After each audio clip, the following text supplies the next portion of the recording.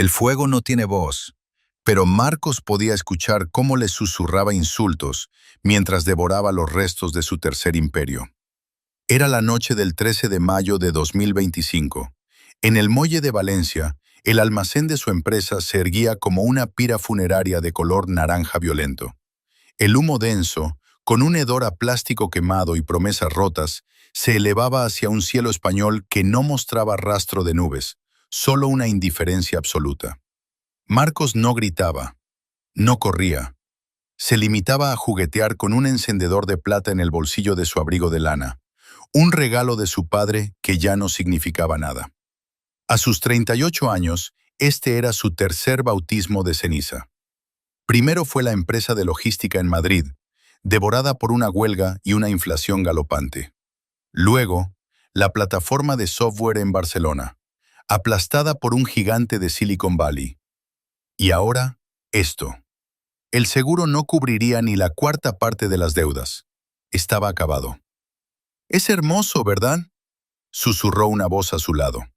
Era un inspector de bomberos, un hombre con el rostro curtido por el calor de 1000 tragedias ajenas. «Es el fin de todo», respondió Marcos. Su voz sonaba como el cristal roto. «Para algunos es el fin. Para otros, es solo el costo de la entrada al siguiente acto», dijo el inspector antes de alejarse hacia las sirenas. Marcos metió la mano en su otro bolsillo. Sacó una carta de desahucio y un recibo de la luz que sumaba 420 euros, una cifra que en ese momento parecía tan inalcanzable como la luna. En ese instante de pérdida absoluta, ocurrió algo extraño. La opencia en su pecho desapareció. El miedo, ese animal que lo había perseguido durante una década, murió quemado en el almacén. Si ya no tenía nada que perder, las reglas del mundo ya no se le aplicaban. Se dio la vuelta y caminó hacia la oscuridad de la ciudad, dejando que las llamas iluminaran su espalda una última vez. Pasaron 6 meses de absoluto silencio.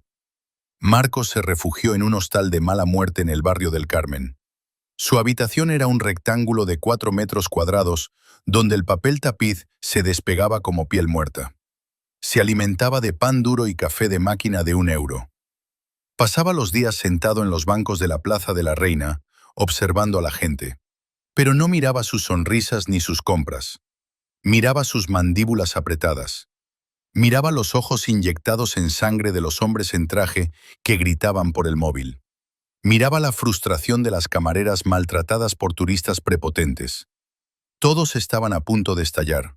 Sus fracasos anteriores habían sido nobles. Había intentado ayudar al planeta, optimizar el transporte, conectar personas. ¡Qué estupidez! El mercado de la bondad estaba saturado y era frágil. El mercado del odio, en cambio, era un océano virgen de energía pura y renovable. El 10 de noviembre de 2025, Marcos trazó el primer esquema de lo que llamaría Proyecto Catarsis. La premisa era simple. La sociedad moderna es una olla a presión. Si no les das una válvula de escape, explotan. Si les cobras por abrir la válvula, te haces rico. No sería un gimnasio, no sería una terapia, sería un santuario de la destrucción legal. Pero necesitaba un socio, alguien que no tuviera miedo de ensuciarse las manos con el fango de la moralidad. Lo encontró en una taberna oscura de la Malvarrosa. Mateo, un antiguo ingeniero de demoliciones que había perdido su licencia por exceso de entusiasmo y deudas de juego que ascendían a 50.000 euros. «No quiero construir edificios, Mateo», dijo Marcos, poniendo su último billete de 20 euros sobre la mesa manchada de cerveza. «Quiero que me ayudes a construir un lugar donde la gente pueda destruir sus pesadillas». Mateo lo miró con escepticismo, pero el brillo maníaco en los ojos de Marcos lo convenció. Empezaron en un sótano húmedo, financiados por un préstamo de un prestamista local que prometió cortarles 10 dedos si no recibía su dinero en 3 meses. Compraron vajillas baratas, muebles de oficina de segunda mano y maniquíes. El concepto era la habitación del jefe. Por 100 euros, un empleado quemado podía entrar durante 15 minutos con un mazo y reducir a astillas una oficina que lucía exactamente como la de su torturador diario. El éxito fue inmediato. Para el 20 de diciembre, la lista de espera era de 2 semanas. Marcos no solo vendía destrucción, vendía justicia poética.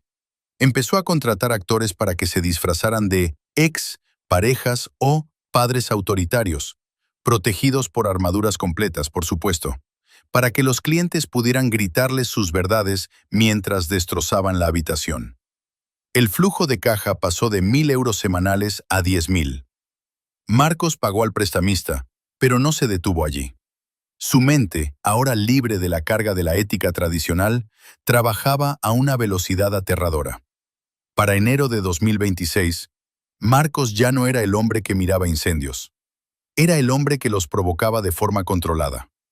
Alquiló una nave industrial en las afueras, la misma donde antes se fabricaban muebles de lujo, y la dividió en 20 secciones temáticas. El proyecto Catarsis se convirtió en Catarsis Global. Ya no eran solo mazos. Introdujo tecnología de realidad aumentada.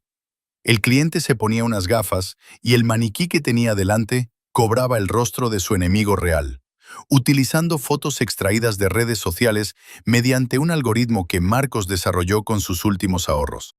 El 15 de febrero, un millonario de la industria textil, que acababa de perder un divorcio de 8 millones de euros, pagó a Marcos 50.000 euros por una sesión única. Quería destruir un coche deportivo idéntico al que se había quedado su exesposa, pero quería hacerlo con un tanque de la Segunda Guerra Mundial que Marcos consiguió alquilar por una fortuna en el mercado negro de coleccionistas. El video del evento se volvió viral. Marcos vio cómo su saldo bancario superaba el primer 1.000.000 de euros esa misma noche. Sin embargo, el dinero ya no era el objetivo. Marcos se había convertido en un adicto al alivio ajeno, o más bien, a la oscuridad que ese alivio revelaba. Se mudó a un ático de lujo con vistas a la ciudad de las artes y las ciencias, un edificio que antes miraba con envidia y que ahora despreciaba. Tenía 5 coches, 3 relojes que valían más que su primera empresa y un ejército de abogados para mantener a raya a las asociaciones de psicología que lo acusaban de promover la violencia. «No promuevo la violencia», decía en las entrevistas, con una sonrisa gélida. «La gestiono. Soy el basurero del alma humana. Si yo no existiera, estas personas estarían quemando las calles. Yo les cobro por mantener la paz social». Pero el éxito atrae sombras más largas. Una noche de marzo, recibió una llamada de un número oculto. Una voz distorsionada le ofreció una cifra que le hizo dudar de sus propios oídos. 100 millones de euros.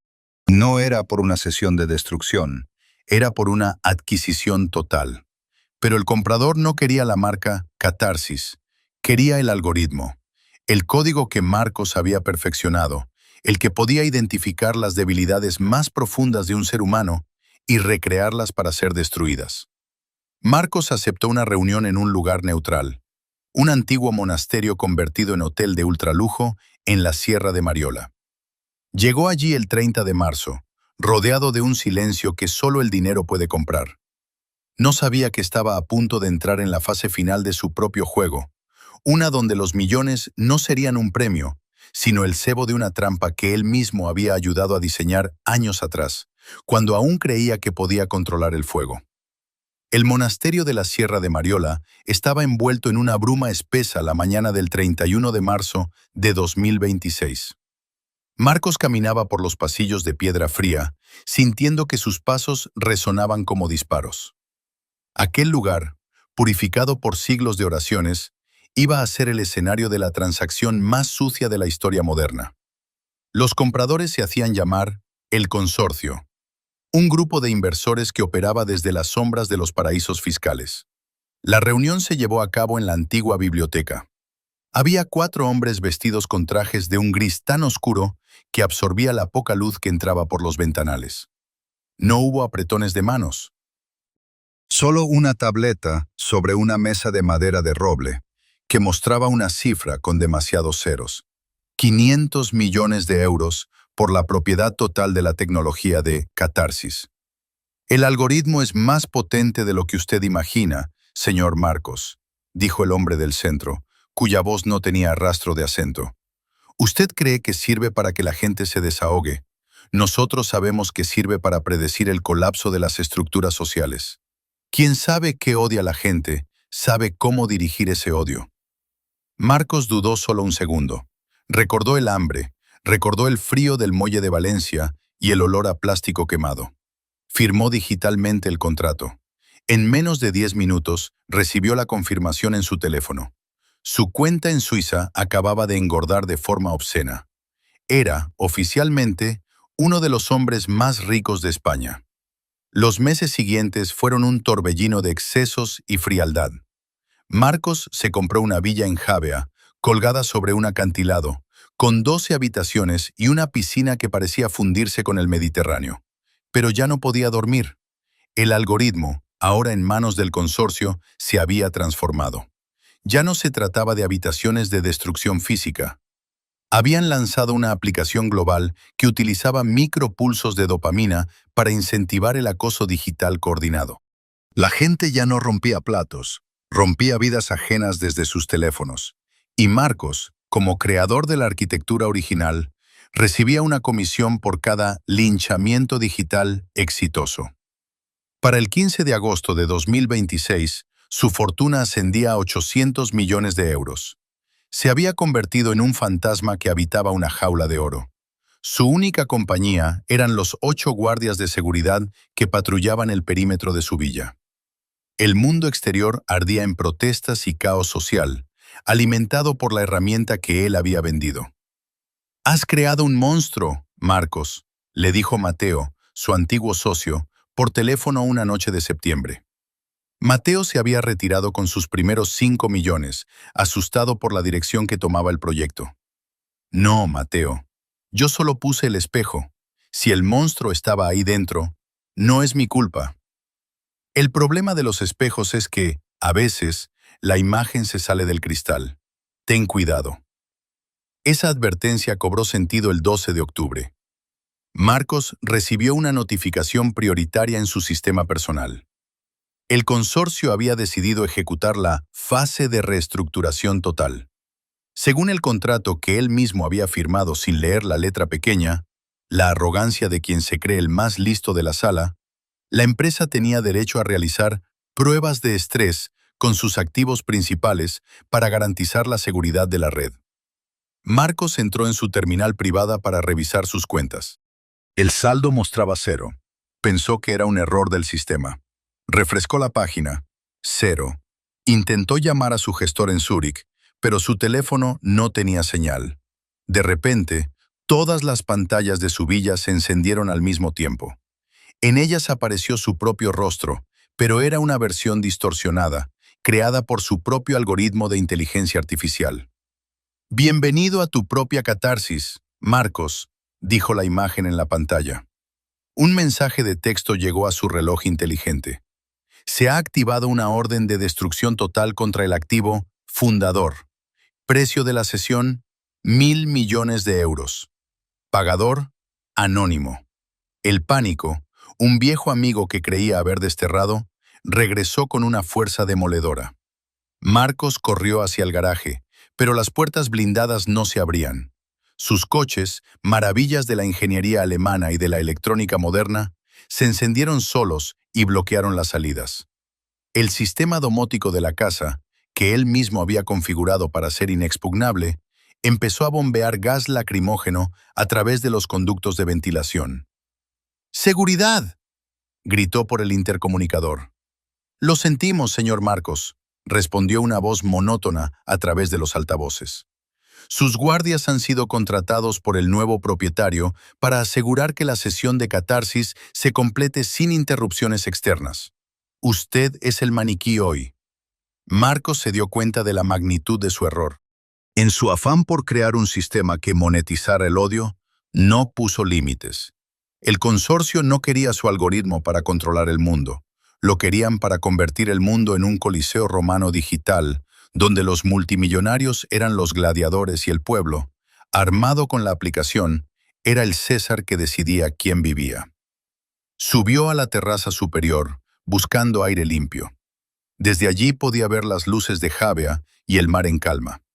Eran las 11:55 de la noche del 31 de diciembre de 2026.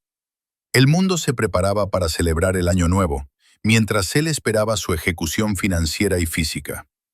De pronto, un helicóptero apareció en el horizonte.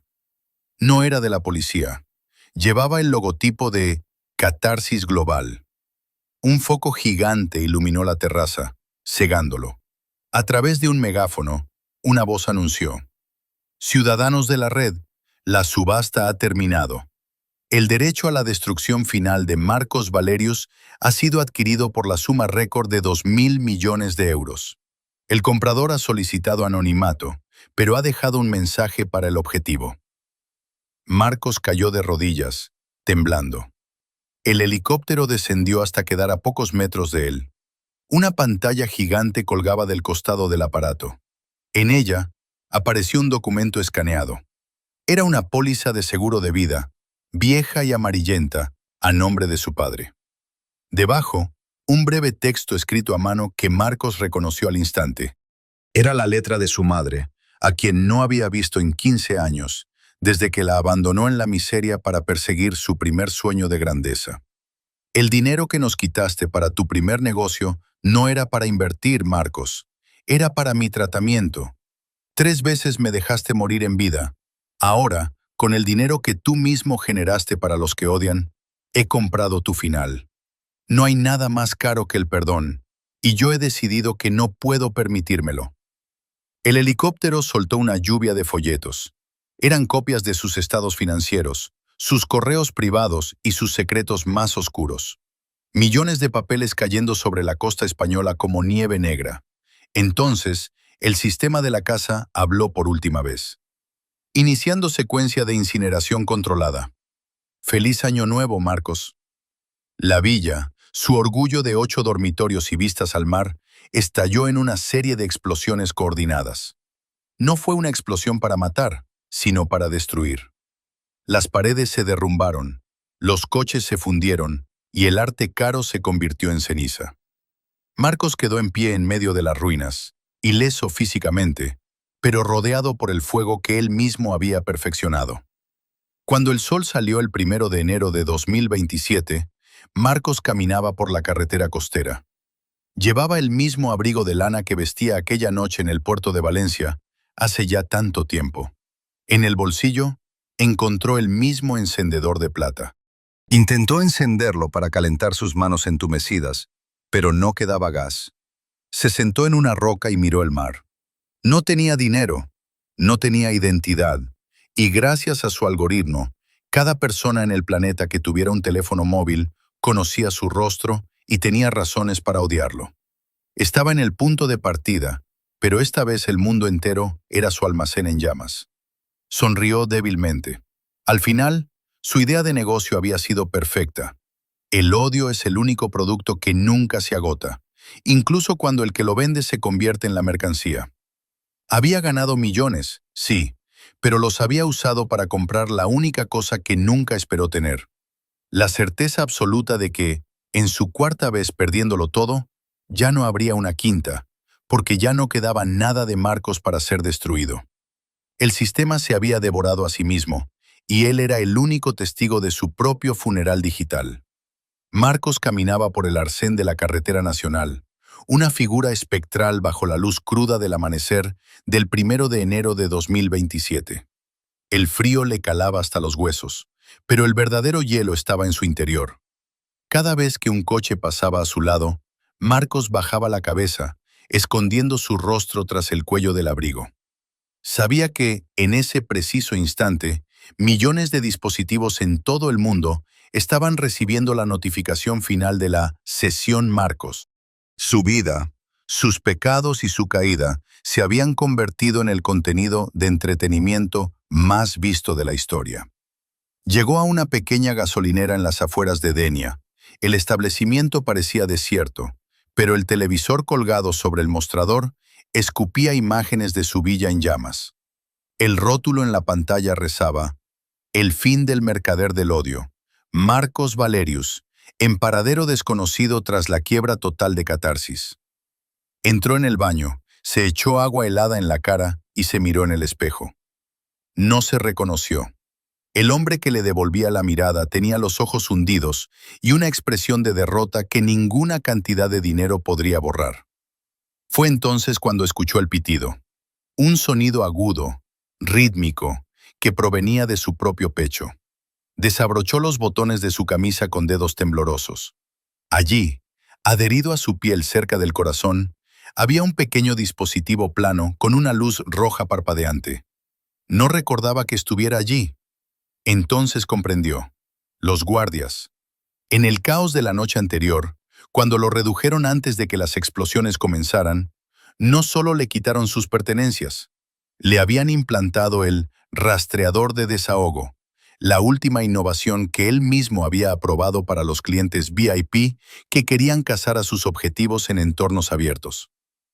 «No puede ser», susurró, su voz apenas un soplido de terror. «Yo mismo firmé el protocolo de caza». El protocolo era claro. Una vez activado, el objetivo era marcado como presa libre en la aplicación. Cualquiera que tuviera la versión premium de Catarsis podía ver su ubicación en tiempo real. Y el premio por interactuar con la presa no era dinero, sino créditos de reputación en el nuevo orden social que el consorcio estaba instaurando. Salió del baño a tropezones. El empleado de la gasolinera, un joven de no más de 20 años, estaba mirando su teléfono y luego miró a Marcos. Sus ojos se abrieron de par en par. No había compasión en su mirada, solo la chispa de alguien que acaba de encontrar un boleto de lotería premiado. «¡Es él!», gritó el joven, agarrando una llave inglesa de debajo del mostrador. «¡Es Valerius!». Marcos corrió. Corrió como nunca lo había hecho en sus 38 años de vida. Sus pulmones ardían y sus piernas flaqueaban, pero el instinto de supervivencia, ese mismo instinto que lo había llevado de la ruina a los millones 3 veces antes, lo empujaba hacia adelante. Se internó en un campo de naranjos, buscando la sombra de los árboles para ocultarse del helicóptero que, estaba seguro, volvería en cualquier momento. Mientras corría, su mente empezó a trabajar de forma febril. Necesitaba un plan. Necesitaba una quinta idea. Pero cada vez que intentaba pensar en algo creativo, el algoritmo que él mismo había diseñado bloqueaba sus procesos mentales. Había creado una inteligencia artificial tan eficiente que era capaz de predecir sus propios intentos de escape. Él era el arquitecto de su propia celda lógica. Se detuvo en medio del campo, exhausto, y se sentó bajo un naranjo cargado de fruta madura. El contraste entre la belleza de la naturaleza valenciana y la fealdad de su situación era insoportable. Sacó el encendedor de plata y, por puro hábito, intentó accionarlo. Esta vez, surgió una llama pequeña y vacilante. «Así que te queda un poco de fuego», dijo una voz suave a sus espaldas. Marcos se giró bruscamente. Allí, sentada sobre una piedra, estaba una mujer mayor. Vestía de luto riguroso, con un pañuelo negro cubriendo su cabeza. Sus ojos eran 2 pozos de amargura que Marcos conocía bien. Era su madre, pero no era la madre que él recordaba, la mujer dulce que le leía cuentos. Era una mujer transformada por la traición y el tiempo. «¿Mamá?», preguntó él con voz infantil. «¿Cómo me has encontrado?». «Yo no te he encontrado, Marcos. El sistema lo ha hecho. Yo solo he pagado para ser la primera en la lista de proximidad. Quería verte así, antes de que lleguen los demás». Ella sostenía un iPad en sus manos armentosas. En la pantalla, un mapa mostraba un punto rojo parpadeante justo donde ellos estaban. Alrededor del punto rojo, había decenas de puntos azules convergiendo hacia su posición. Eran los cazadores, la gente común que Marcos había armado con odio y tecnología. Estaban a menos de 5 minutos de distancia. «Todo lo que hice, lo hice para no volver a ser pobre, para que no nos faltara nada», mintió Marcos, las lágrimas empezando a rodar por sus mejillas. «No, hijo, lo hiciste porque odiabas el mundo por ser más fuerte que tú, y ahora el mundo te va a devolver ese odio con intereses». Su madre se levantó con dificultad. Se acercó a él y por un momento, Marcos pensó que le daría un abrazo, Un perdón de última hora que lo salvaría del abismo, pero ella solo le quitó el encendedor de plata de la mano. Este encendedor era de tu padre. No mereces morir con nada que le perteneciera, dijo ella con una frialdad que superaba cualquier algoritmo. Él murió creyendo que eras un genio. Yo viviré lo suficiente para ver cómo el mundo te borra. Ella se dio la vuelta y empezó a caminar hacia un coche que la esperaba en el camino rural. Marcos se quedó solo bajo el naranjo. El sonido de los motores y los gritos de la multitud empezaba a oírse a lo lejos. Era un sonido sordo, como el de una marea que sube.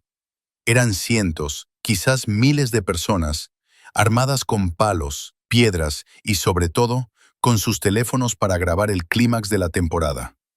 Marcos miró el dispositivo en su pecho. La luz roja ya no parpadeaba, se había quedado fija. El tiempo de caza había terminado. Empezaba el tiempo de la recolección. Se puso de pie y se sacudió el polvo del abrigo.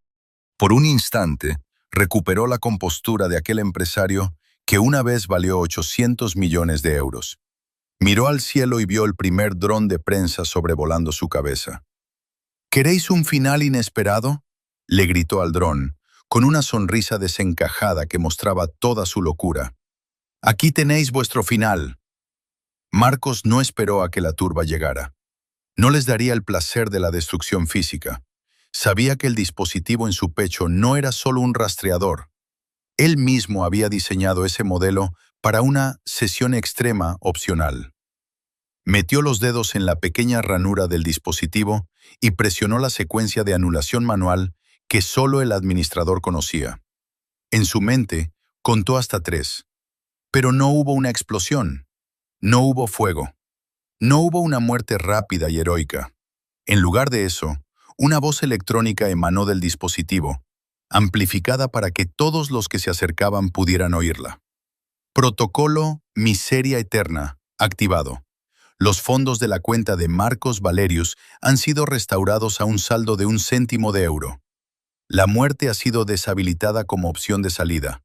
La salud del objetivo será monitorizada y mantenida por nanobots preventivos durante los próximos 50 años.